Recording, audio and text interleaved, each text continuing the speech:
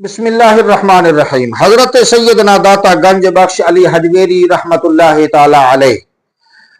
آپ نے جتنی بھی ممالک کا سفر فرمایا، اس سفر کا مقصد کوئی دنیا کی سیر و سیاحت نہ تھی، بلکہ اس کا مقصد علماء و مشائخ کی بارگاہ میں حاضر ہو کر اکتساب فیض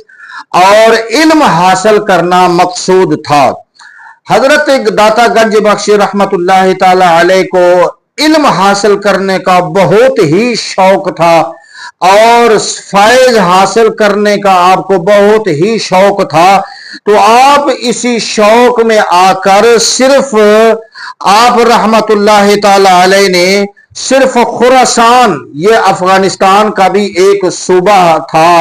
خراسان کے 300 بڑے بڑے جید علماء و مشائخ اولیاء اللہ سے آپ نے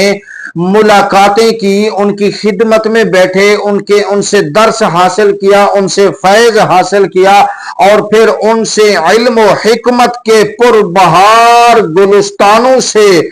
گل چنائی کرتے ہوئے اپنے دامن بھرتے رہے، اپنے سینے کو منور کرتے رہے۔ تو داتا حضور رحمت اللہ تعالی علیہ ایک صوفی عالم باعمل، بہت بڑے عالم، حافظ، قاری، مفتی، شیخ الحدیث، شیخ التفسیر، شیخ القرآن، اللہ تعالی نے آپ کو